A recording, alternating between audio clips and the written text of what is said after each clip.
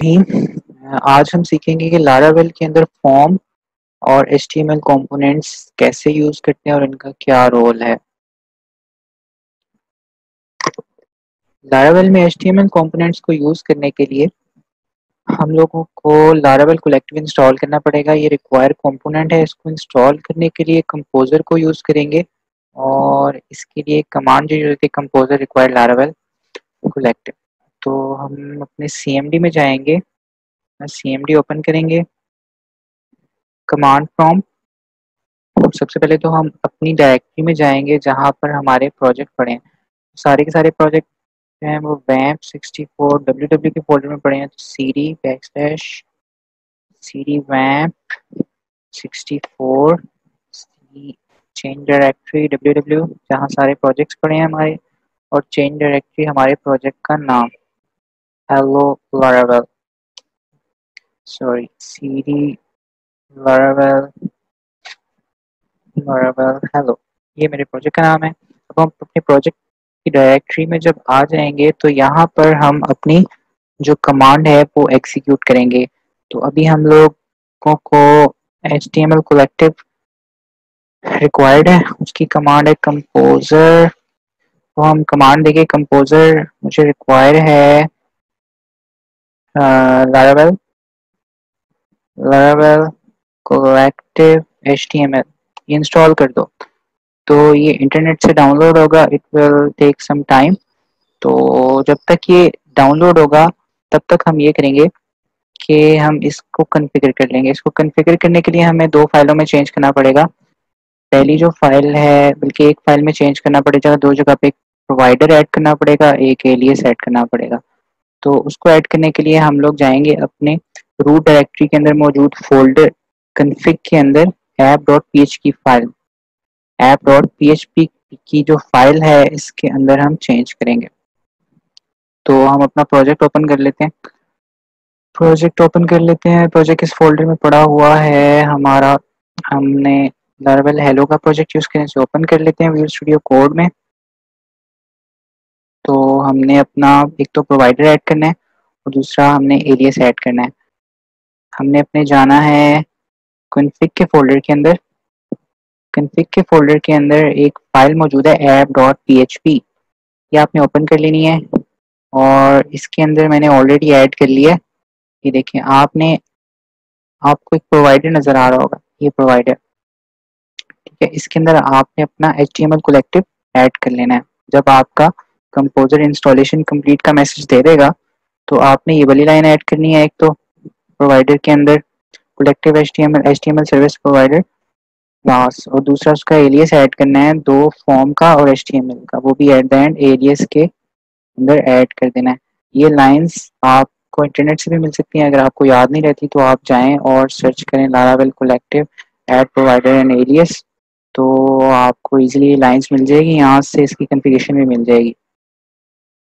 तो आप यहाँ से जस्ट कॉपी करें इनको, ये प्रोवाइडर में लाइन ऐड करनी है एट द एंड पे, और ये एलियस के एंड पे ये लाइंस ऐड कर देनी है आपने, है। तो आपका ये कंपोजर जो है इंस्टॉल हो जाएगा। अभी ये इंस्टॉल कर रहा है डिपेंडेंसीज, जब ये कंप्लीट कर लेगा, मैंने क्योंकि ऑलरेडी इंस्टॉल की हुई है तो मैं इसको बंद कर देता हूँ। तो लेट्स सी, अब ये मेरा इंस्टॉल जब हो गया तो हमने इसके अंदर एलियस भी ऐड कर लिए, प्रोवाइडर और एलियस ऐड कर लिया। तो हमारा ये कॉन्फ़िगरेशन और इंस्टॉलेशन कंप्लीट हो गई। तो सबसे पहले हमने लारावेल कोलेक्टिव HTML जो है वो इंस्टॉल करनी है इसके कंपोनेंट्स को यूज करने के लिए। नेक्स्ट हम देखते हैं इसके अंदर डिफरेंट कंपोनेंट्स हैं, जैसे हमने यूज किए थे ब्लेडिंग टेम्पलेट के अंदर, इसी तरह से अब हम फर्दर इसको डिटेल में डिफरेंट कंपोनेंट्स यूज करेंगे। हमने एलियस भी ऐड कर लिया। सबसे पहले फॉर्म का एट्रीब्यूट है। तो जो फॉर्म है ये हम लोग HTML में सिंपल लिखते हैं फॉर्म, उसके अंदर एक्शन देते हैं, URL, और उसके अंदर मेथड बताते हैं। तो बिल्कुल इसी तरह से लारावेल के अंदर जो ब्लेडिंग टेम्पलेट है उसके अंदर हमें फॉर्म का कंपोनेंट मिलता है। तो फॉर्म के कंपोनेंट का फ़ायदा ये है कि ये हमें डेटा बाइंड करने में आसानी होती है। जब हमने कंट्रोलर से डेटा पास करना है वापस फॉर्म को, तो हमें पॉपुलेट कराने में आसानी होती है। और बहुत सी चीज़ें हैं जैसे राउटिंग है वो डिफरेंट टेक्निक्स हमें इसमें मिल जाती हैं। तो टेम्पलेटिंग को यूज़ करते हुए, ब्लेडिंग टेम्पलेटिंग को यूज़ करते हुए हमें अपने जो फ्रंट एंड के अंदर अपना बैक एंड का डाटा इंटीग्रेट करना होता है वो आसान हो जाता है, बाइंडिंग आसान हो जाती है। सबसे पहले फॉर्म का एट्रीब्यूट है। फॉर्म के एट्रीब्यूट के अंदर हम क्या करेंगे कि फॉर्म इसको यूज़ करते हैं। फॉर्म का सिंपल जो है एक फॉर्म का ही कीवर्ड है। जैसे हम पीएचपी में इको करते थे तो जो हमारा ब्लेड है उसके अंदर में डबल कर्ली जो ब्रैकेट्स हैं इसके अंदर हम जो लिखेंगे ये इक्वल, ये इको के इक्वल है। डबल कर्ली ब्रेसेस में हम जो भी लिखेंगे वो बेसिकली इको ही हो रहा होता है। तो इसको हम इको भी कंसिडर कर सकते हैं। जैसे नीचे लिखा हुआ है इको फॉर्म ओपन, जो यहाँ पे जो यूआरएल है हम जैसे एचटीएमएल में लिखते हैं कि हमारा एक्शन, तो ये एक्शन है। और मेथड में हम देते हैं पुट है, गेट है, पोस्ट है, डिलीट है। तो इस तरह से मेथड भी यहाँ डिफाइन कर सकते हैं। अगर हम मेथड डिफाइन नहीं करेंगे तो जो डिफॉल्ट मेथड है वो इसका पोस्ट होता है। तो डिफॉल्ट मेथड अगर हम फॉर्म बनाते हैं, फॉर्म का कंपोनेंट लारावेल के ब्लेडिंग टेम्पलेट में, तो उसका जो डिफॉल्ट मेथड है वो पोस्ट होता है। इसका सिंटैक्स ये है कि हम फॉर्म लिखेंगे और फॉर्म ओपन का टैग यूज करेंगे और इसी तरह इस फॉर्म को क्लोज भी करेंगे। फॉर्म ओपन के अंदर आप अपना यूआरएल देंगे, यहाँ पे हम कंट्रोलर एक्शन भी पास कर सकते हैं, राउट भी पास कर सकते हैं। तो इसको बना के देखते हैं हम लोग कैसे बनाएंगे। तो हम ऐसा कर लेते हैं कि हम एक पेज बना लेते हैं जिसके अंदर हम एक फॉर्म का टैग लेंगे। तो मैं एक व्यू बना लेता हूँ।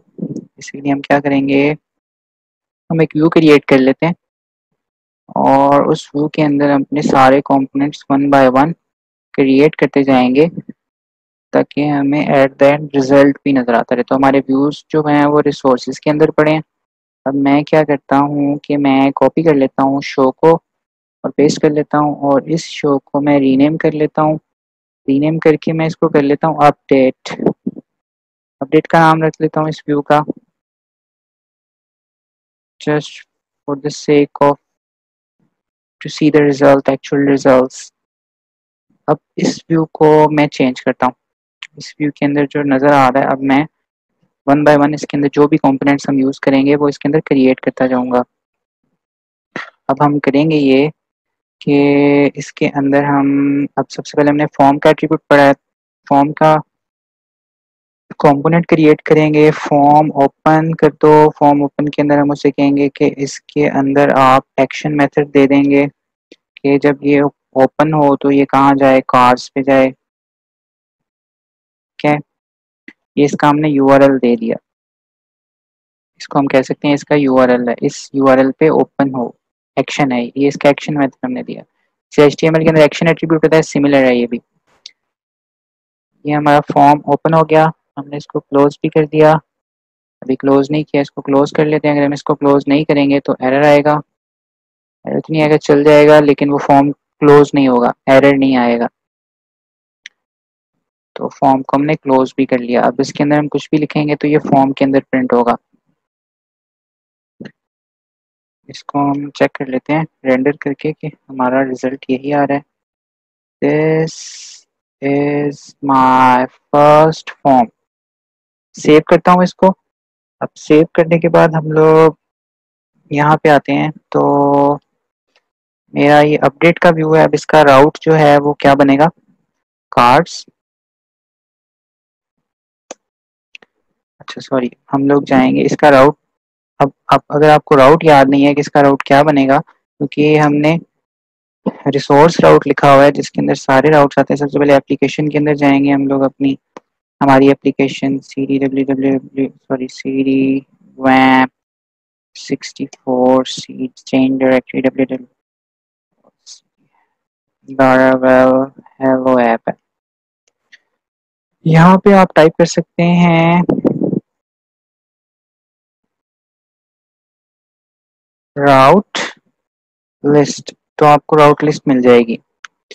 मतलब कि हमने अपडेट का एक व्यू बनाया, वो कब कॉल होगा, अपडेट का व्यू जो है वो ये कॉल हो रहा है कार्स डॉट अपडेट, और इसके लिए राउट बनेगा कार्स के आगे कार आईडी, उसका आईडी आएगा और इसकी जो रिक्वेस्ट है वो पैच होनी चाहिए। तो हम लोग शो का यूज कर लेते हैं, जो हमने रिकॉर्ड शो कराना है हम इसको कहीं और से कॉल कर लेते हैं।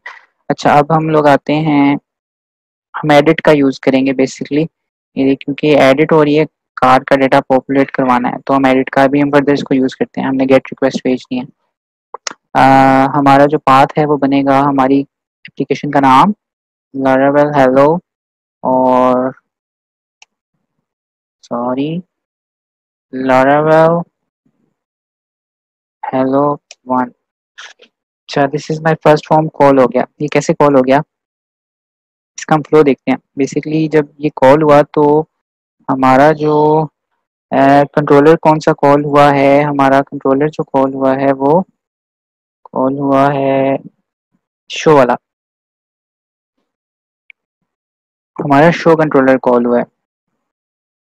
तो उसने क्या किया, कार गेट की और ये व्यू अपडेट का व्यू रिटर्न कर दिया। ये हमने ऑलरेडी लिखा हुआ था, तो इसने ये व्यू रिटर्न कर दिया है। अच्छा, इसका मतलब है ये हमारा फॉर्म जो सही चल रहा है। अगर वो एरर देता तो उसका मतलब था कि फॉर्म जो है वो सही से क्रिएट नहीं हुआ, तो फॉर्म हमारा ठीक चल रहा है। इस शो के व्यू में आया, शो ने जो है वो कार अपडेट का व्यू कॉल कर दिया। अच्छा, शो के व्यू में कैसे आया, जब हमने गेट की रिक्वेस्ट भेजी, गेट की रिक्वेस्ट भेजी, कार को साथ उसका आईडी पास किया, तो शो का व्यू कॉल हुआ, शो के व्यू ने अपडेट का व्यू रिटर्न कर दिया, तो इसलिए कॉल हो गया। अच्छा, अब हम वापस आते हैं। नेक्स्ट हमने फॉर्म का एट्रीब्यूट देख लिया कि फॉर्म के एट्रीब्यूट को हमने कैसे यूज करना है। इसके अंदर हम लोगों ने जो यूआरएल दिया है, इसका मैं आपको दिखाता हूँ। रिजल्ट दिखाना है मैंने आपको कि रिजल्ट इसका क्या आता है। बेसिकली अगर हम इसका इंस्पेक्ट एलिमेंट करें, इंस्पेक्ट एलिमेंट में इसका सोर्स कोड व्यू करें, तो हम देखेंगे कि फॉर्म जो हमने फॉर्म ओपन और क्लोज किया था उसकी वजह से फॉर्म HTML फॉर्म रेंडर हुआ। और हमने मेथड में, मेथड क्योंकि हमने डिफाइन नहीं किया था, तो डिफॉल्ट मेथड जो है वो पोस्ट होता है और इसके एक्शन के अंदर उसने हमारा डिफॉल्ट एक्शन दे दिया जो हमारी एप्लीकेशन का था। बाकी इसके अंदर आप देखेंगे तो फॉर्म क्लोज भी हो गया। और ये हमने फॉर्म के अंदर एक पैराग्राफ लिया तो वो भी फॉर्म के अंदर ही आया। इसका मतलब है कि हमारा जो कंपोनेंट्स है HTML collective, Laravel HTML collective, वो सही इंस्टॉल हो गया है और वो हमारा फॉर्म रेंडर हो रहे हैं। हमारे जो कंपोनेंट्स हैं वो HTML में सही तरह से रेंडर हो रहे हैं, अगर ना होते तो एरर आना था। अच्छा, अब हम नेक्स्ट कंपोनेंट्स की तरफ चलते हैं। हमारा पहला कंपोनेंट फॉर्म था, तो फॉर्म के अंदर डिफॉल्ट जो है वो पोस्ट मेथड होता है। आप इसके अंदर कोई भी मेथड अपनी मर्जी से स्पेसिफाई भी कर सकते हैं according to the need. Next जो है हमारे पास वो है, अच्छा फॉर्म के अंदर आपने पैरामीटर भी पास करने होते हैं। फॉर्म के अंदर जैसे अभी हमने यूआरएल पास किया, इसी तरह से फॉर्म के अंदर हम लोग अपना एक्शन भी पास कर सकते हैं कि जहां मेरा एक्शन मेथड है, यहाँ मैंने अपना यूआरएल दिया है। अगर मैं अपने अपडेट के कंट्रोलर में आता हूँ, जैसे मैं यूआरएल दे रहा हूँ, यहाँ पर मैं अपना एक्शन पास कर सकता हूँ, एक्शन, और इसको मैं कहूँगा कि मेरे कार कंट्रोलर के अंदर, कार कंट्रोलर के अंदर इंडेक्स एक्शन कॉल कर दो। तो ये इस तरह से भी हम इसको स्पेसिफाई कर सकते हैं। और अगर हमने इसके अंदर पैरामीटर पास करने हैं तो यहाँ पे हम कॉमा लगा के हम इसको पैरामीटर भी पास कर सकते हैं, कार आईडी, इस तरह से इसका पैरामीटर भी पास किए जा सकते हैं। तो ये भी पॉसिबिलिटी है कि अगर आपको फॉर्म के अंदर पैरामीटर पास करने एक्शन मेथड में, तो आप यहीं पे पास कर सकते हैं उसको। एक तो हम यूआरएल से स्पेसिफाई कर सकते हैं, एक हम एक्शन को यूज करते हुए कंट्रोलर और एक्शन मेथड स्पेसिफाई करते हैं, राउट भी स्पेसिफाई करते हैं। इसी तरह से हम राउट भी स्पेसिफाई करते हैं कि कार के राउट्स के अंदर अपडेट का जो राउट है या शो का जो राउट है वो कॉल कर दो। इस तरह से भी इसको स्पेसिफाई किया जा सकता है। तो फिर हम यहाँ पे राउट लिख देंगे अगर हमने राउट से करना है। तो इसको डिफरेंट वे हैं, डिफरेंट तरीके हैं एक ही चीज़ को अचीव करने के।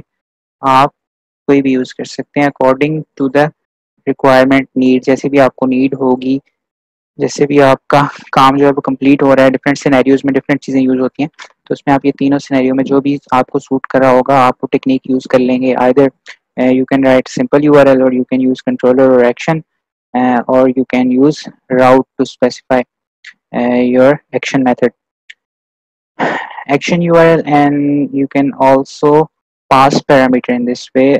ठीक है, using controller or route you can also pass parameters in the action method।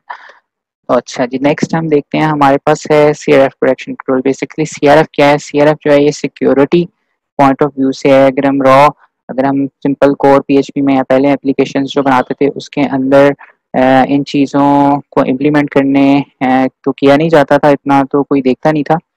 लेकिन with the passage of time चीज़ें जो हैं वो ज़्यादा जो कॉम्प्लेक्स होती गई और security part of cyber security भी की नज़र भी इंक्रीज़ करती गई, उसकी वैल्यू भी बढ़ती गई, लोग हैकर भी ज़्यादा हो गए, चीज़ें मैच्योर हो गई, तो डिफरेंट थ्रेट्स भी आने लगे। उसके अंदर से एक जो है सिक्योरिटी के अंदर एक चीज़ है CRF, cross site request for Greece.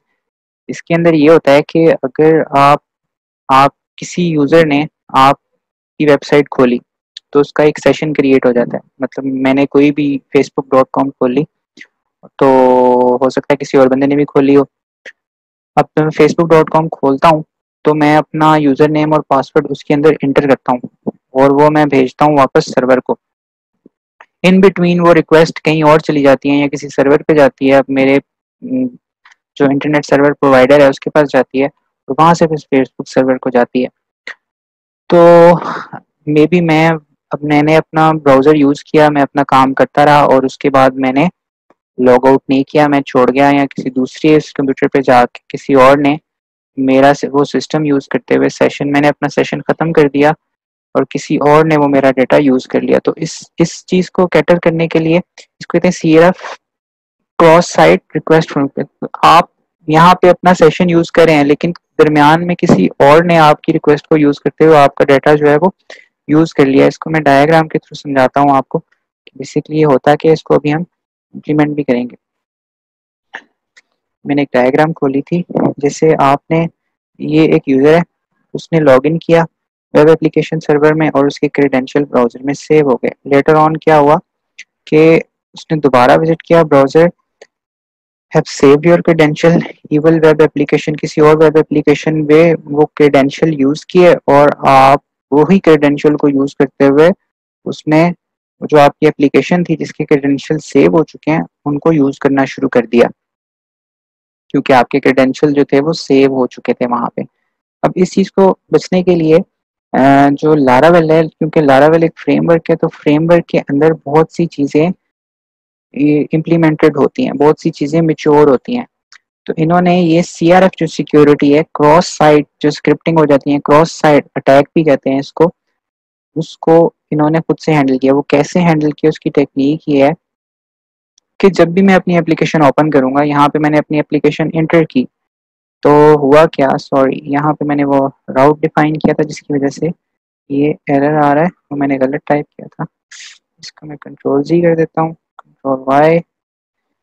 जब मैं अपनी एप्लीकेशन पे आता हूँ, मैंने अपनी एप्लीकेशन ओपन की, तो अब हुआ क्या कि जब मेरी रिक्वेस्ट जो है वो मेरे सर्वर के पास गई, लारावेल के अंदर गई, तो लारावेल ने क्या किया, मेरे एक सेशन क्रिएट कर दिया कि ये यूज़र अभी आया है और इस यूज़र की कम्युनिकेशन लारावेल एप्लीकेशन के साथ हो रही है।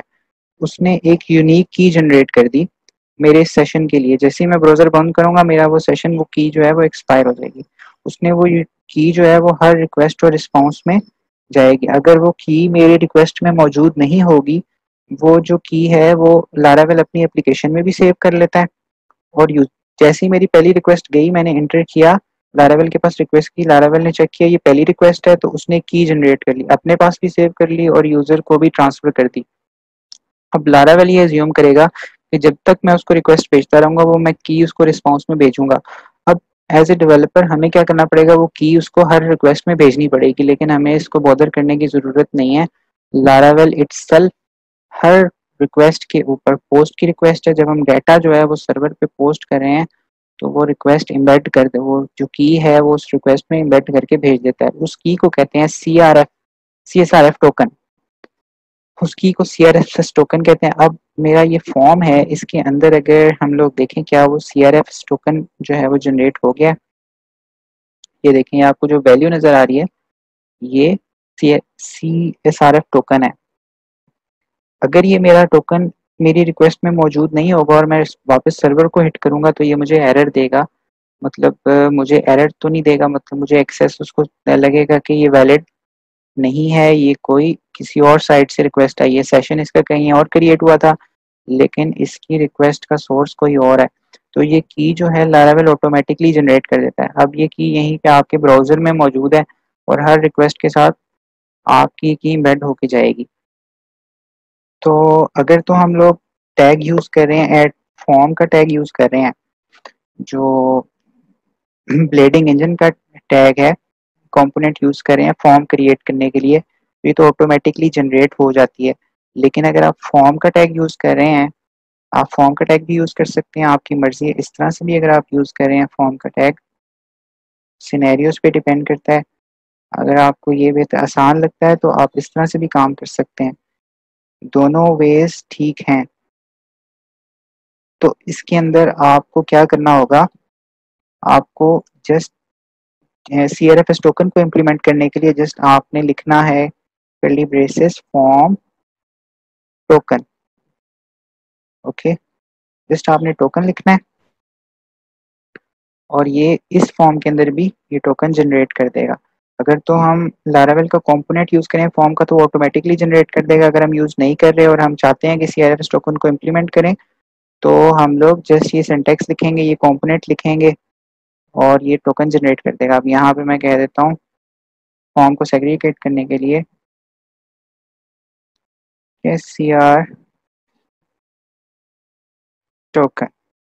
अभी मैं इसको सेव करके रन करता हूँ और कंट्रोल चलाता हूँ, तो लेट्स सी, इसको मैं रिफ्रेश करता हूँ। तो ये एरर आ गया, पावर सिंटैक्स एरर अनएक्सपेक्टेड।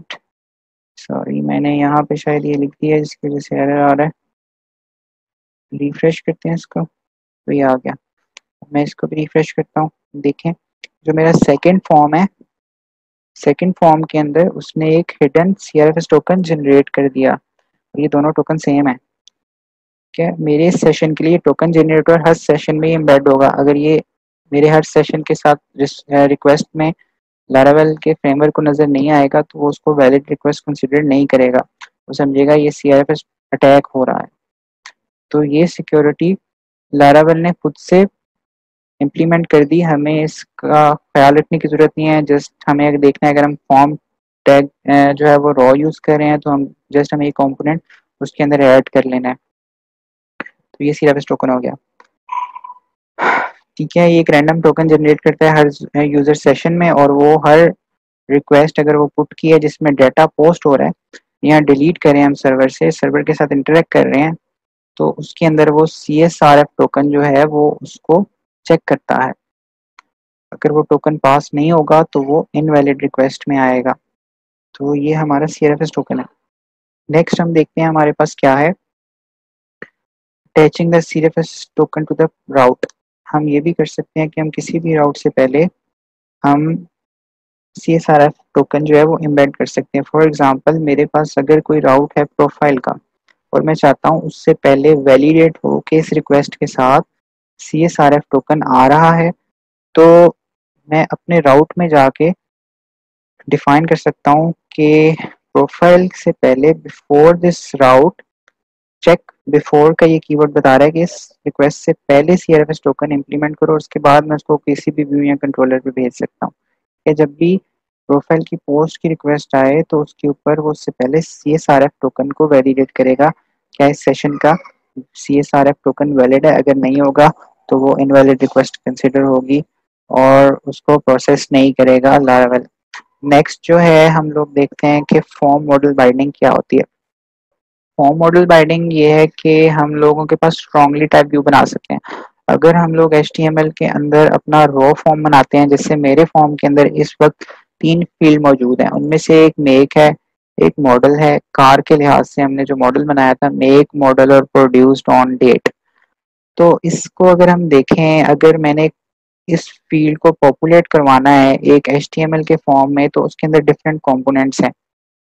जैसे हम लोगों को जो मेक है वो एक टेक्स्ट बॉक्स में पॉपुलेट करना पड़ेगा, मॉडल भी एक टेक्स्ट बॉक्स में पॉपुलेट करने का, और प्रोड्यूस ऑन डेट भी एक टेक्स्ट बॉक्स में पॉपुलेट करनी पड़ेगी। तो जब मैं कंट्रोलर से वो डाटा पास करूंगा व्यू को, तो मुझे मैन्युअली उनको बाइंड करना पड़ेगा कि मेक क्या आ रहा है। कोई भी कार सिलेक्ट होती है ब्राउजर में, कार 1, कार 2, कार 3, तो उसको मैन्युअली मुझे बाइंड करना पड़ेगा। तो फॉर्म मॉडल क्या करता है, हम इसको जो हमारे मॉडल है, जैसे हमारी कार का मॉडल, तो हम स्ट्रांगली टाइप व्यू बना सकते हैं कि हमारे जो व्यू की जो फील्ड है, हमारे फॉर्म की जो फील्ड्स हैं, वो बिल्कुल वही सेम होंगी जैसे हमारे मॉडल के अंदर फील्ड है। जैसे मेक है तो हमारे फॉर्म में भी मेक के नाम से एक टेक्स्ट बॉक्स मौजूद होगा। दूसरा मॉडल है तो हमारे मॉडल जो हमारा फॉर्म है उसके अंदर भी जो फील्ड का नाम होगा मॉडल ही होगा। और हमारा जो तीसरा कॉलम है वो प्रोड्यूस्ड ऑन है, तो हमारा फॉर्म के अंदर भी प्रोड्यूस ऑन होगा। और मॉडल जो हमारा फॉर्म मॉडल है, जो मॉडल हमारे डेटाबेस इसमें बने हैं, मॉडल व्यू कंट्रोलर की बात कर रहा हूँ, जो हमारा कार का मॉडल है उसके अंदर भी प्रोड्यूस होना होगा फॉर्म के अंदर। तो ये ऑटोमेटिकली डाटा को बाइंड कर देगा और रिट्रीव भी करने में आसानी होगी। तो डाटा को कंट्रोलर से व्यू में पास करना बड़ा आसान हो गया, बाइंड करना भी आसान हो गया। तो इसको हम कैसे यूज करेंगे अभी हम देखते हैं। तो यहाँ पे यही बता रहा है, when we generate a form element, जब हम मॉडल फॉर्म यूज करते हैं तो ऑटोमेटिकली जो वैल्यूज हैं वो अ, हमारे जो कंपोनेंट्स हैं उनके अंदर पॉपुलेट करता है। बस शर्त ये है कि उनका नाम सेम होना चाहिए। तो फॉर्म मॉडल, जैसे फॉर्म ओपन यूज किया इसी तरह से हम फॉर्म की जगह मॉडल का कीवर्ड यूज करेंगे और इसको क्लोज करने के लिए भी फॉर्म क्लोज ही यूज करेंगे। नेक्स्ट अभी हम इस फॉर्म को बनाते हैं, ये एक इम्पोर्टेंट है, इसको आप वाइडली यूज करेंगे। अच्छा, अब मैं कर लेता हूँ कि जैसे मेरे पास ये अपडेट का फॉर्म है, ये कहाँ से रिटर्न हो रहा है, मेरे पास कार का कंट्रोलर है। कार के कंट्रोल को शुरू में ले आते हैं और हमारे पास यूज हो रहा है अपडेट प्लेट।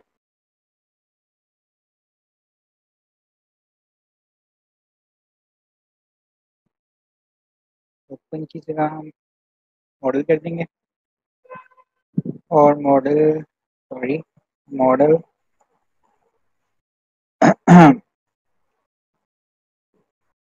अब यहाँ पर हम यूआरएल दे रहे हैं, यूआरएल की जगह पे हम अपना राउट भी लिख सकते हैं और एक्शन भी पास कर सकते हैं। सब तो बस बेसिकली होगा क्या, अब जब हम ये चाह रहे हैं कि हमारा जो कार का मॉडल है, अगर हम अपना मॉडल चेक करें, हमने एक मॉडल क्रिएट किया था कार के नाम से, कार कंट्रोलर, एंड सिमिलरली हमने कार मॉडल भी क्रिएट किया था। कार मॉडल में हमारे पास बेसिक फील्ड थी make model and produced on the date. तो मैं ये चाह रहा हूँ कि जो डेटाबेस में रिकॉर्ड इंसर्ट हुआ है वो ही रिकॉर्ड यहाँ पे नज़र आ जाए ऑटोमेटिकली। सेम टेक्स्ट बॉक्स के अंदर मैं सेम टेक्स्ट बॉक्स बनाऊंगा, सेम फील्ड्स बनाऊंगा, उसी तरह से वो पॉपुलेट हो जाए। तो इसके अंदर एक कंपोनेंट होता है जिसको हम टेक्स्ट भी कहते हैं। सॉरी, ये फॉर्म डिलीट कर देते हैं, ये फॉर्म यूज़ नहीं कर रहे, फॉर्म को डिलीट करते हैं, वापस आते हैं। मैं यहाँ पे कंपोनेंट यूज़ करूँगा इसी का टेक्स्ट बॉक्स के लिए। अगर आपने एक टेक्स्ट बॉक्स जनरेट करना है तो आप लिखेंगे फॉर्म टेक्स्ट, जस्ट टेक्स्ट लिखेंगे, टेक्स्ट बॉक्स जनरेट हो जाएगा। टेक्स्ट की जो उसका नाम आएगा कि टेक्स्ट बॉक्स का नाम क्या रखना चाहिए, हम मेक उसका नाम रख देते हैं और जस्ट मेक, ये मेक वही नाम है, सेम नाम रखते हैं जो हमारे मॉडल का नाम है। बेसिकली मॉडल जो है, मॉडल फॉर्म का मतलब ही है कि आपने जैसा मॉडल बनाया है वैसे ही आपकी फील्ड बनेगी, सेम नाम की बनेगी और ऑटोमेटिकली मॉडल का डाटा बाइंड हो जाएगा आपके व्यू के साथ। और इसी तरह से जब डाटा पास करेंगे तो सेम नाम के साथ जाएगा, तो आपको फैच करने में भी आसानी होगी, डाटा कंट्रोलर से सेंड करने में भी आसानी हो जाएगी। मॉडल फॉर्म, इसको स्ट्रांगली टाइप व्यू भी कहते हैं क्योंकि आपके बिल्कुल मॉडल के मुताबिक बनता है। तो अब होगा क्या, पीछे से हमारे पास एक मॉडल आएगा जिसके अंदर हमारे पास कार का रिकॉर्ड होगा, पूरी कार आएगी। उस कार के अंदर जो मेक होगा ऑटोमेटिकली इस टेक्स्ट बॉक्स के अंदर उसकी वैल्यू वैल्यू पॉपुलेट हो जाएगी। हमने कोई वैल्यू असाइन नहीं की, वो लारावेल के अंदर बैकएंड पे अगर सेम नाम मॉडल का आप फॉर्म बनाएंगे और सेम फील्ड के नाम रखेंगे, ऑटोमेटिकली जो पीछे से आप कंट्रोलर से मॉडल की वैल्यूज पास करेंगे, जो मॉडल पास करेंगे उसकी वैल्यूज असाइन कैसे होंगी अभी हम वही क्रिएट करते हैं। जब हम लोग कॉल कर रहे हैं अपना पब्लिक कार और गेट की रिक्वेस्ट जाती है और कार की आईडी बन जा रही है, हमारे पास कार्स के अंदर गेट की रिक्वेस्ट जा रही है और कार की आईडी बन जा रही है। जैसे हमारा कौन सा व्यू कॉल हो रहा है, अगर हमारे पास कार्स आ रही हैं, गेट की रिक्वेस्ट है, कार आ रही है और ये एक तो ये है और ये है, हमारे पास गेट का कॉल हो रहा है अभी। अगर हमारे पास गेट की रिक्वेस्ट आती है और कार आती है, हमारे पास अभी शो का कॉल हो रहा है, सॉरी शो का व्यू कॉल हो रहा है, क्योंकि हम गेट की रिक्वेस्ट भेज रहे हैं, उसके अंदर हम कार्स यूआरएल में कार्स आ रहा है और साथ कार की आईडी आ रही है, तो शो का व्यू कॉल हो रहा है। अभी हमारा जो व्यू कॉल हो रहा है वो ये वाला व्यू कॉल हो रहा है। हम क्या कर रहे हैं कि हम यहाँ पे ऑलरेडी इंप्लीमेंट हुआ है कि हम लोगों ने जो हमें आईडी आ रही है पैरामीटर में, आईडी से हमने कार की डीबी से वैल्यू गेट की और उसको वापस हमने पास कर दिया अपने व्यू को। अब व्यू के अंदर हमारा जो व्यू कॉल है वो अपडेट का व्यू कॉल हो रहा है। मतलब ये जो हमारा मॉडल है ये ऑलरेडी रिटर्न हो रहा है हमारे अपडेट के व्यू को। तो ये मॉडल किस नाम से हमें एक्सेसिबल होगा? कार के नाम से ऑलरेडी भी हमने काम किया है, तो यहाँ पे हमें इसका मतलब है ये कार के नाम से एक्सेसिबल है। तो इसमें डिफरेंस ये है कि स्टार्ट में आपने मॉडल बताना है, जो आप पीछे से मॉडल पास करें, कंट्रोलर से जो मॉडल पास कर रहे हैं सेम नाम लिखना है। तो अब ये मॉडल जो है इसको एक्सेसिबल हो गया।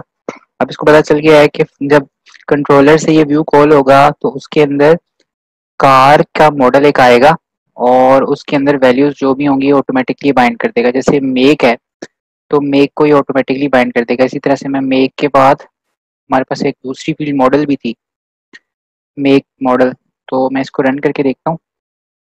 ये देखें, अब कार वन की जो मेक थी वो सुजुकी थी और मॉडल 2015 था, और कार टू की होंडा थी और सिटी। मैंने वैल्यू बाइंड नहीं की लेकिन उसने ऑटोमेटिकली कंट्रोलर से जब मॉडल पास हुआ, कार टू फेच हुई और कार टू जो है वो व्यू को पास हुई। और व्यू के कार के मॉडल के अंदर हमारे पास तीन प्रॉपर्टीज आ रही थी। हम डेटाबेस से चेक कर लेते हैं कि हमारे पास कौन सी प्रॉपर्टीज आ रही थी। हम यहाँ पे जाते हैं, लोकल होस्ट लिखते हैं और सॉरी इसको आप सोर्स कंट्रोल को हटा दें, सोर्स कोड को माई पीएचपी एडमिन में जाएंगे। इसके अंदर हमारी जो डेटाबेस अभी यूज हो रही है वो root user name and password कुछ भी नहीं होता डिफॉल्ट, उसको आप जस्ट वो करें। हमारी ये डेटाबेस यूज हो रही है, इसके अंदर हमारे पास एक कार का मॉडल है, कार का टेबल है। कार के टेबल के अंदर हमारे पास कितने रिकॉर्ड मौजूद हैं? दो रिकॉर्ड मौजूद हैं। तो ये उसने ऑटोमेटिकली मेक की जो वैल्यू थी वो बाइंड कर दी, मेक मॉडल और प्रोड्यूस्ड ऑन। ये ऑटोमेटिकली जब डेटाबेस से फेच हुआ तो इसी नाम से हमारा मॉडल क्रिएट हुआ।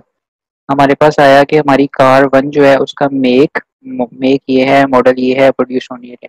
उसी को हमने पास कर दिया व्यू को, और व्यू के अंदर क्योंकि हमने मॉडल व्यू बनाया था तो मॉडल व्यू एक्सपेक्ट कर रहा होगा कि सेम नाम मेक के नाम से मेरे पास एक वैल्यू पड़ी है, उसके अंदर जो वैल्यू थी ना वो उसने शो करा दी। इसी तरह मॉडल के नाम के रेफरेंस से जो उसकी अगेंस्ट वैल्यू पड़ी थी वो भी उसने शो करा दी। इस फॉर्म को हम सेट भी कर लेते हैं, ये हमें अपडेट करने में बहुत आसानी होगी। आप इसकी स्टाइलिंग भी कर सकते हैं, आपने अपनी एप्लीकेशन में बूटस्ट्रैप इंक्लूड की हुई है। बेसिकली ये जो है ये हमारा व्यू जो है ये कंपोनेंट व्यू नहीं बनाया हमने, चाइल्ड व्यू नहीं बनाया, इसको हम चाइल्ड व्यू बना लेते हैं। जो हमारा पेरेंट है वो हमने पेरेंट क्रिएट किया हुआ है, आई थिंक सो नहीं क्रिएट किया हुआ,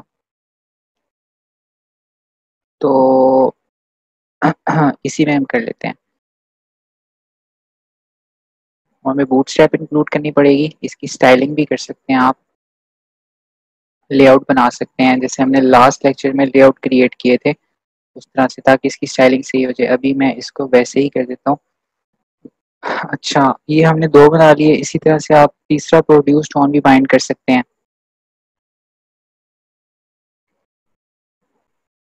प्रोड्यूस्ड ऑन ये वैल्यू भी बाइंड इसी तरह से हो जाएगी। अगर आप इसको कॉल करते हैं तो ये देखें डेट टाइम भी आ गया इसका।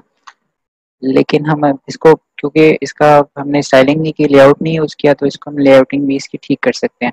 उसको करने के लिए हम लोग सिंपल अभी ये कर लेते हैं कि हम इसके अंदर बूटस्ट्रैप ऐड कर लेते हैं और साथ साथ हम इसके अंदर jQuery भी ऐड करेंगे। बूटस्ट्रैप CDN, आप CDN सर्च करेंगे आपके पास आ जाएगा कंटेंट डिलीवरी नेटवर्क। CDN का मतलब ये होता है, हम अपने पास डाउनलोड नहीं करते लेकिन हम इसका CDN यूज़ कर लेते हैं।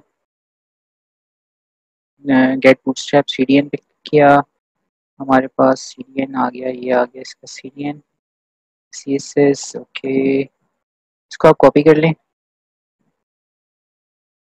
सारे कॉपी कर लेते हैं। ये हमारे पास की बूटस्ट्रैप ऐड हो जाएगी। कॉपी किया और इसी तरह से हमने लेआउट पेज भी बनाया था, तो यहाँ पेस्ट कर दिया।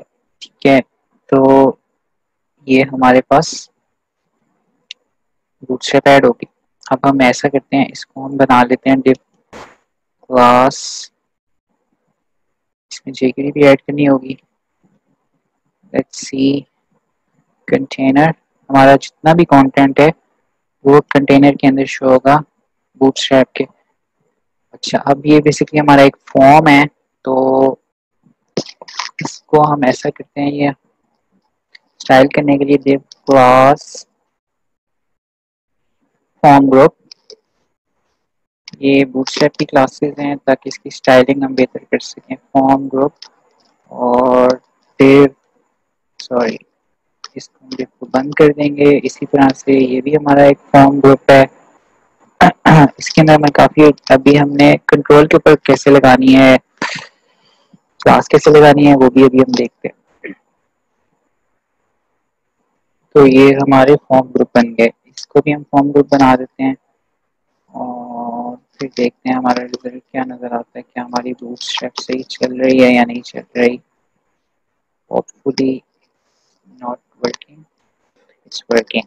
अच्छा, अब होना तो नजर आ रहा है, लेकिन ये क्या है हमें समझ नहीं आ रही। तो इसके सामने इसके बाद एक लेबल भी आना चाहिए इसका। उस लेबल को लगाने के लिए हम लोग दो तरीके हैं, या तो हम HTML का लेबल यूज कर लें, या हम कंपोनेंट यूज करें लारावेल। हम लारावेल का कंपोनेंट यूज करते हैं, तो उसके कंपोनेंट के अंदर सेम हम करेंगे फॉर्म लेबल। अब लेबल के अंदर आपने बताना है किसका लेबल, क्या उसकी की दे देंगे और वैल्यू दे देंगे। नाम क्या है इसका, मेक, और इसकी वैल्यू भी मेक है, तो ये इसका लेबल बन गया। तो हम चला के देखते हैं, एक्सेप्शन आ गई। एक्सेप्शन क्यों आई है, सिंटैक्स एरर कह रहा है, मेरी स्पेलिंग गलत है।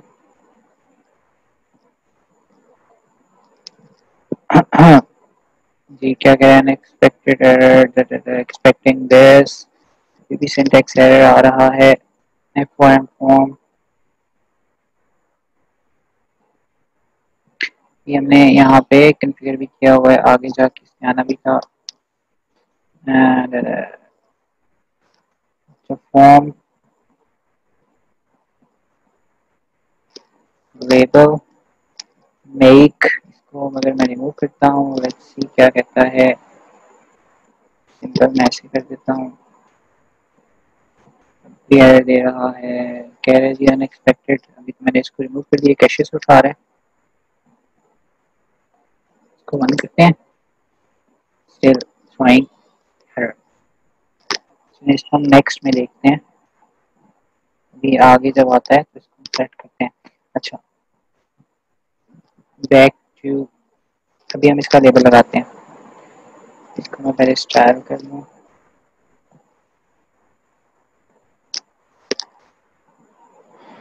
अब अगर हमने इसके ऊपर क्लास लगानी है, जैसे हमारा ये कंट्रोल है, ये हमारा फॉर्म कंट्रोल है, तो इसके ऊपर अगर हमने क्लास लगानी है तो हम यहाँ पे जस्ट यहाँ पे इसके एट्रीब्यूट्स डिफाइन कर सकते हैं। अगर मैंने इसके ऊपर क्लास लगानी है, डिफरेंट मैंने इसमें प्लेस होल्डर लगाना है, तो यहाँ इसको हम यूज करते हुए इसके एट्रीब्यूट्स इस तरह से हम इसकी क्लास लगाएंगे। क्लास लगेगी, फॉर्म कंट्रोल ही लगेगी। तो चेक करते हैं क्या इंप्लीमेंट हुई है इसके ऊपर। इसके अंदर एरर दे रहा है क्योंकि मैंने गलत टेक्स्ट यूज कर दिया। तो यहाँ पे हमें इसकी वैल्यू भी डिफाइन करनी होती है, इसकी वजह डल है इसलिए इसका एरर आ रहा था। रिफ्रेश करते हैं, देखिए एरर नहीं आ रहा। तो इसकी सिमेंटिक्स हमें डिफाइन करने से पहले, इसके डिफरेंट एट्रीब्यूट्स डिफाइन करने से पहले, सबसे पहले इसका नाम आएगा, फिर इसकी वैल्यू, और फिर आगे इसके एट्रीब्यूट्स हम इस तरह से डिफाइन करेंगे। हमने क्लास इंप्लीमेंट करनी है। अभी इसको फर्दर हम सेट करते हैं फॉर्म को, जो कंट्रोल होते हैं फॉर्म कंट्रोल की क्लास इंप्लीमेंट होगी। अगर हम चेक करें कि हमारी क्लास लग गई है, हम इसको इंस्पेक्ट करेंगे और चेक करेंगे क्या इसके ऊपर हमारी क्लास इंप्लीमेंट हो गई है। जी क्लास देखिए फॉर्म कंट्रोल की क्लास लग रही है, तो हमारा ये सही चल रहे हैं एट्रीब्यूट्स, इसका मतलब है। इसी तरह से हम इसकी स्टाइलिंग कर सकते हैं। अब डिफरेंट कंपोनेंट्स देखते हैं वन बाय वन। इसको हम चेक कर लेते हैं। लेट्स सी, हमने मॉडल बना लिया। अभी हमने लेबल देख रहे हैं। हमने मॉडलिंग देखी कैसे होती है, फॉर्म को क्लोज करने के लिए, मॉडल को भी क्लोज करने के लिए फॉर्म क्लोज यूज करेंगे। अभी हमने लेबल इंप्लीमेंट किया, लेबल हमारा लगा नहीं था, अभी हम लेबल लगा लेते हैं। पहले तो इसका लेबल लगाते हैं, फिर हम नेक्स्ट देखते हैं। फॉर्म कंट्रोल के अंदर हम आते हैं और हम लोग इसी तरह से लेबल इंप्लीमेंट करेंगे। फॉर्म और नाम, लेबल का नाम देंगे। लेबल का हमारा नाम है मेक। लेबल की वैल्यू क्या नजर आए, मेक नजर आए। और इस तरह से इसको रिफ्रेश करते हैं। सिंगल कर्ली ब्रैकेट्स लगा दिए हैं, डबल आनी थी, बस तो शो नहीं कर रहा। यहाँ भी डबल आनी है, यहाँ भी डबल लगा दी। इसको रिफ्रेश करते हैं, ये देखिए इसका नाम मेक आ गया। तो सबसे पहले लेबल का नाम आएगा, उसके बाद लेबल की वैल्यू आएगी, और उसके बाद सिमिलरली अगर इसके ऊपर आपने क्लास इंप्लीमेंट करनी है तो हम लोग इस तरह से क्लास स्पेसिफाई कर सकते हैं। क्लास अरे है इसकी जो की, और वैल्यू इसकी है कौन सी क्लास, फॉर्म लेबल। ये हमारा बूटस्ट्रैप की क्लास है, फॉर्म लेबल की क्लास बन गई। इसको चेक कर लेते हैं, इसके ऊपर क्लास इंप्लीमेंट हुई है, इसके ऊपर क्लास लगी है। ठीक है, इस तरह से इसके ऊपर आप क्लास लगा सकते हैं, डिफरेंट एट्रीब्यूट्स पास कर सकते हैं। तो ये हमारा लेबल हो गया। अगर आपने लेबल जो है वो बाइंड करना है तो उस तरीके से आप बाइंड कर सकते हैं, उसके ऊपर डिफरेंट वे में क्लास भी लगा सकते हैं। जो आप लेबल का नाम रखेंगे और जो आपकी फील्ड का नाम होगा, जैसे मैंने इसका नाम मेक रखा, तो जो हमारा टेक्स्ट बॉक्स मेक था ये उसके साथ बाइंड हो गया। जो आपकी फील्ड का नाम होगा वो ये आपके लेबल का नाम होता है। तो इस तरह से हम इसमें लेबलिंग कर सकते हैं। नेक्स्ट हमारे पास जो है इसके अंदर कौन सा कंपोनेंट है, टेक्स्ट बॉक्स कैसे जनरेट करना है, आपने ये भी हमने देखा टेक्स्ट बॉक्स कैसे लगाना है। अभी हमने एक टेक्स्ट बॉक्स जनरेट किया था। सबसे पहले टेक्स्ट बॉक्स का नाम आता है, उसके बाद टेक्स्ट बॉक्स की वैल्यू आती है जिसको प्लेस होल्डर भी कह सकते हैं। तो वैल्यू आ जाएगी। अगर प्लेस होल्डर डिफाइन करना है तो आप इधर प्लेस होल्डर भी अलग से डिफाइन कर सकते हैं, जैसे अभी हमने यहाँ लगाया था, तो यहाँ पे आप प्लेस होल्डर भी कर सकते हैं। कॉमा लगा के हम लोग यहाँ इसको प्लेस होल्डर भी बनाया जा सकता है। लिख सकते हैं कि प्लेस होल्डर, क्योंकि लेकिन हमारी वैल्यू पॉपुलेट हो रही है, इस वजह से वो प्लेस होल्डर नज़र तो नहीं आएगा। तो इस तरह से आप प्लेस होल्डर भी डिफाइन कर सकते हैं।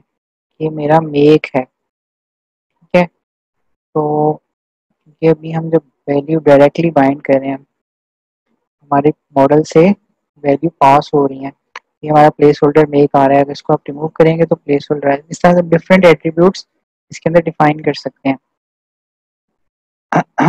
तो ये हमारा प्लेस होल्डर भी है, वैल्यू भी है। सबसे पहले नाम आता है, फिर वैल्यू आती है, डिफरेंट एट्रीब्यूट्स आते हैं। तो हमने लेबल बनाना सीख लिया, हमने फॉर्म क्रिएट करना सीख लिया, हमने मॉडल फॉर्म क्रिएट करना सीख लिया, और उसके बाद हम लोगों ने टेक्स्ट बॉक्स कैसे बाइंड करना है वो भी सीख लिया। इसके अलावा हम लोग देखते हैं हमारे पास नेक्स्ट कंट्रोल है पासवर्ड। पासवर्ड का भी सेम वे है। पासवर्ड अगर आपको अपने फील्ड में जनरेट करना है, कोई भी फील्ड है जिसमें आपको पासवर्ड रिक्वायर्ड है, पासवर्ड जनरेट करना रिक्वायर्ड है, सिंपल आप टेक्स्ट की जगह लिखेंगे पासवर्ड। पासवर्ड की फील्ड जनरेट करने के लिए हम लोग यहाँ पर टेक्स्ट की जगह पासवर्ड टाइप कर देंगे। पासवर्ड का नाम, फील्ड का जो नाम होता है, नेम एंड आईडी, वो यहाँ से जनरेट हो सकता है। जो हम यहाँ पे डिफाइन करेंगे पहली की, बेसिकली ये उसका नेम है। HTML के अंदर जो नेम टाइप होता है, अगर हम इसको रिफ्रेश करते हैं बाकी यहाँ पे, तो ये देख रहे हैं आप, इसको अगर हम इंस्पेक्ट करते हैं तो इसका नेम पासवर्ड लिखा गया है। तो जो पहली फील्ड जो है वो उसकी बेसिकली नेम है।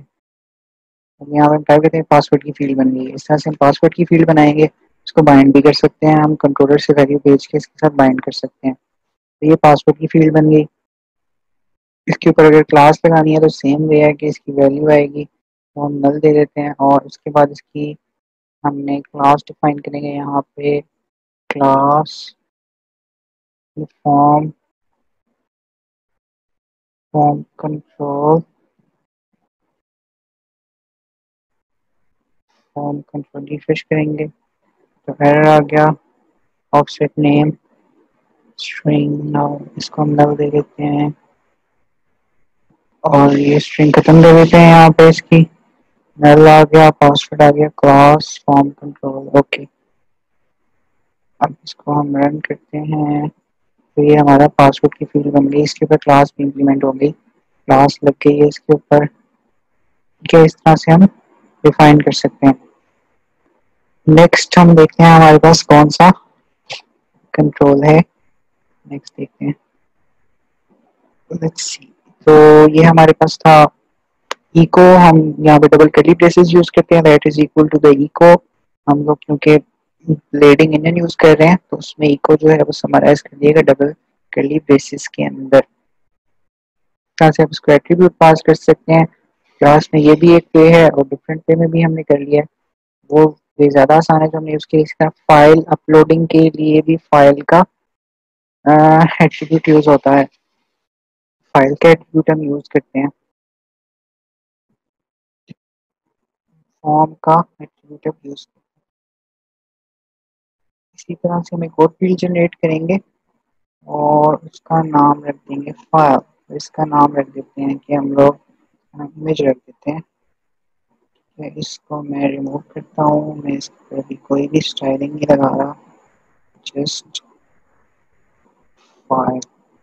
इसमें एक और चीज़ भी याद रखनी है, सॉरी पार्सिंग एक्सेल आ गया है, फॉर्म फाइल फाइल मैंने ये मिस कर दिया, स्ट्रिंग सिंगल कोट्स में था, तो ये हमारा फाइल बन गई। इस तरह से हम कोई भी फाइल अपलोड करवानी हो, कोई फाइल यूजर से इनपुट लेनी हो तो हम यहाँ से ले सकते हैं।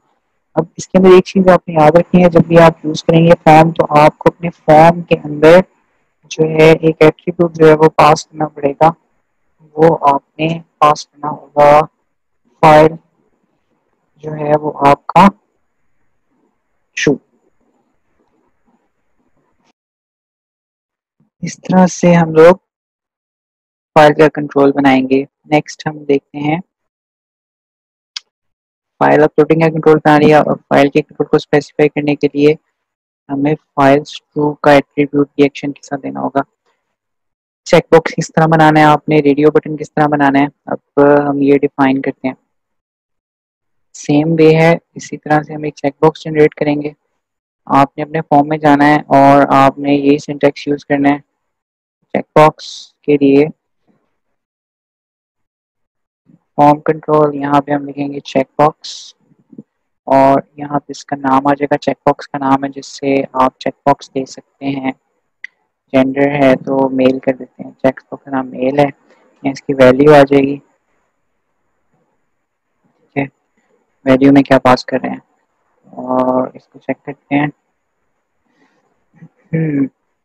अनडिफाइंड कांस्टेंट assume फाइल्स, ऊपर हमारा एरर आ रहा है, इसको हम रिमूव कर देते हैं, इसको हम रिमूव करते हैं, चेक करते हैं।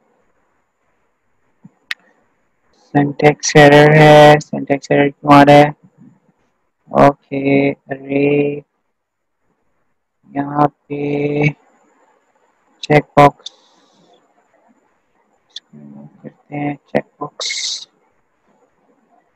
हाँ, syntax error unexpected, expecting parenthesis बंद हो रही थी और हमने क्या किया यहाँ पे, हमने अपना बंद किया।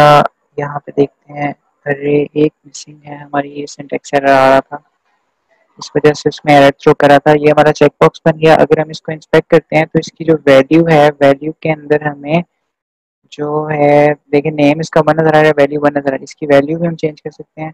सेकंड जो एट्रीब्यूट होता है वो वैल्यू का एट्रीब्यूट होता है, यहाँ पे हम इसकी वैल्यू डिफाइन कर सकते हैं कि जब ये चेकबॉक्स चेक हो तो हमें वैल्यू में क्या रिटर्न हो। मेल चेक कर देता हूँ मैं, मैं कंट्रोल F5 करता हूँ, इसको इंस्पेक्ट करता हूँ तो इसके अंदर जो वैल्यू नजर आएगी वो मेल नजर आएगी।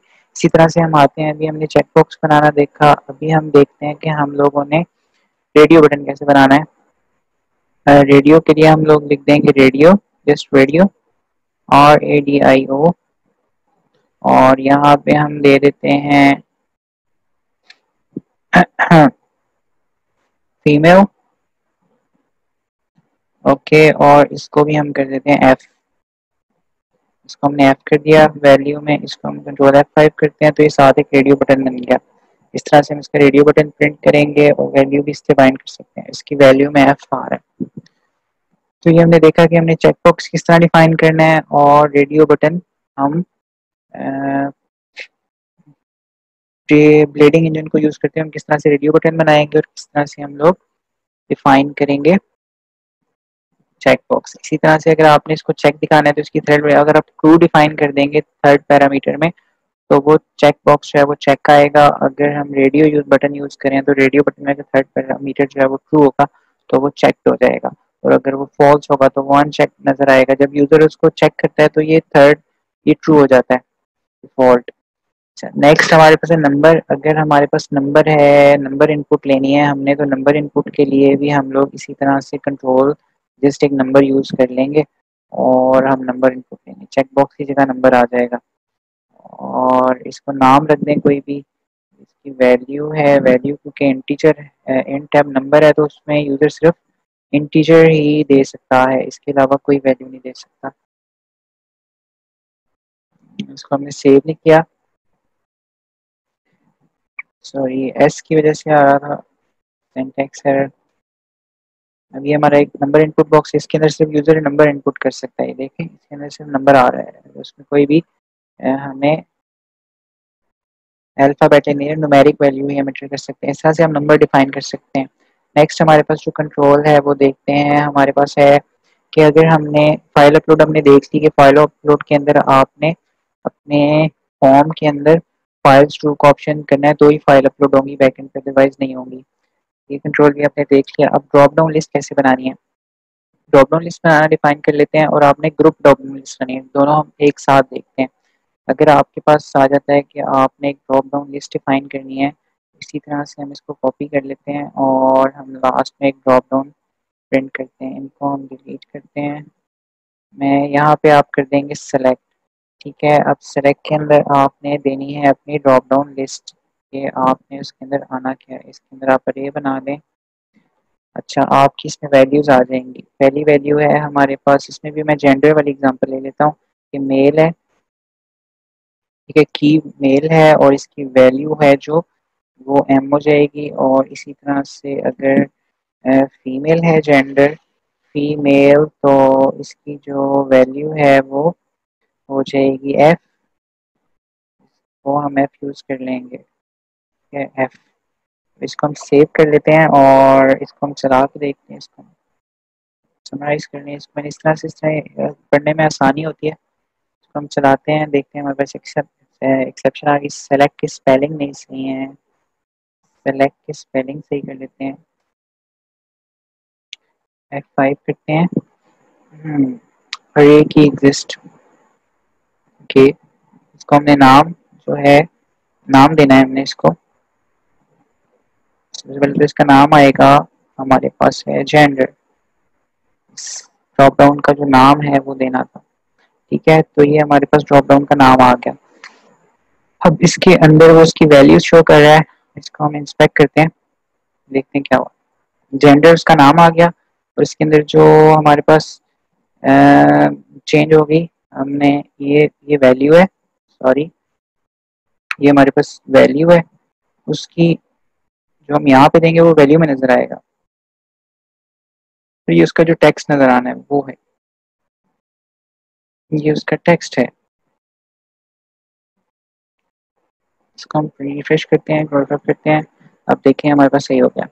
फीमेल आ रहा है, मेल फीमेल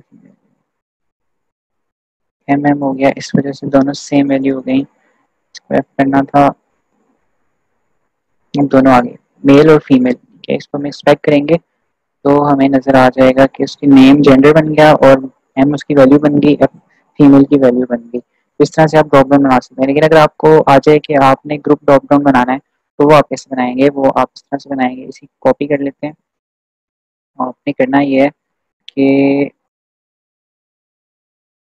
इधर आ जाते हैं, ये देखिए इसमें हम एग्जांपल इसी के ले लेते हैं कि देखिए अगर हमारे पास एनिमल्स हैं, एनिमल्स ड्रॉप डाउन का नाम हो गया, उसके अंदर कैटेगरीज हैं, 2 कैट्स और डॉग्स। तो आपने उनके आगे फर्दर सेग्रीगेशन कर लेनी है। ठीक है, हम अरे ऑफ अरेज बना लेंगे तो हमारे पास ग्रुप बन जाएगा। मैं यहाँ पे ले लेता हूँ कि फॉर एग्जांपल मेरे पास ये पंजाब है, पंजाब एक सूबा है, इसके अंदर मल्टीपल सिटीज़ हैं। तो मैं इसको कर देता हूँ अरे ऑफ अरे। तो इसके अंदर आ जाएगा लाहौर सिटी, पहला जो है वो लाहौर आ जाएगा, की भी इसकी लाहौर, वैल्यू भी इसकी लाहौर। इस तरह से मल्टीपल इसमें ऐड कर सकते हैं। ठीक है, लाहौर के बाद हम ले लेते हैं कसूर, और इसी तरह से इसकी वैल्यू भी इसके अंदर सॉरी ऐड कर लेते हैं कसूर। तो ये लाहौर के अंदर जो है वो 2 सिटीज़ हैं, मल्टीपल हम इस तरह से ऐड करते जाएंगे। लाहौर और कसूर पंजाब में आ गए, और अगर हम कराची में आते हैं, सॉरी सिंध में आ जाते हैं, सिंध की तरफ अगर हम जाते हैं तो इसी तरह से हम अरे ऑफ अरे बना लेंगे, और उसके अंदर भी हम एक सिटी ऐड कर देते हैं, 2 सिटीज़, मल्टीपल सिटीज़ ऐड करते हैं, वो ग्रुपिंग में ड्रॉप डाउन में हमें नजर आएंगे। यहाँ पे हम कराची कर देते हैं, इसको भी हम कराची कर देते हैं। ठीक है, अगर हम इसको व्यू करते हैं तो जब हमने ड्रॉप डाउन लिस्ट में ग्रुपिंग शो करानी हो तो फिर हम इस तरह से अरे ऑफ अरे बनाएंगे इसके अंदर। तो हम रिफ्रेश करते हैं तो एरर थ्रो कर दिया इसने, अनएक्सपेक्टेड सिन, सिन अनएक्सपेक्टेड, वाई वो कॉमा नहीं लगाया हमने, इस वजह से यहाँ पे हमने कॉमा लगाना था। 2 वैल्यूज आ रही हैं, वापस आते हैं अपने ब्राउज़र में आते हैं, ब्राउज़र में आने के बाद हम F5 करते हैं तो ये आ गया। ठीक है, अब हम देखते हैं यहाँ पे, अब ये देखें ग्रुपिंग बन गई, पंजाब की, पंजाब उसका पेरेंट हो गया, उसके नीचे उसके चाइल्ड सिटीज आ गए, सिंध पेरेंट हो गया, उसके नीचे उसके चाइल्ड सिटीज आ गए। तो अगर आपको ग्रुपिंग ड्रॉप डाउन बनाना हो तो आप ये टेक्निक यूज कर सकते हैं। इस तरह से आप उसका ग्रुपिंग कंपोनेंट को यूज करते हुए कैसे ग्रुपिंग ड्रॉप डाउन बनाएंगे, उसका ये वे है। इको हमने यूज नहीं किया कि हम डबल कर्ली ब्रेसेस यूज कर ले हैं, तो इसलिए हमने इको यूज नहीं किया। नेक्स्ट हमने ड्रॉप डाउन लिस्ट देख लिया। ड्रॉप डाउन लिस्ट में अगर आपने रेंज देनी है, सेम वे है, आपने सेलेक्ट रेंज का एट्रीब्यूट ले लेना है, और ये भी आपको करके दिखा देते हैं। सेलेक्ट रेंज, यहाँ पे हमने नंबर बनाया था, उसी को मैं यूज कर लेता हूँ, इसको कॉपी करता हूँ, और यहाँ पे हम करते हैं सेलेक्ट रेंज, सेलेक्ट रेंज और नंबर, इसमें हम रेंज दे देंगे कि 0 to 20। ठीक है, इस तरह से आप सेलेक्ट रेंज को यूज करेंगे।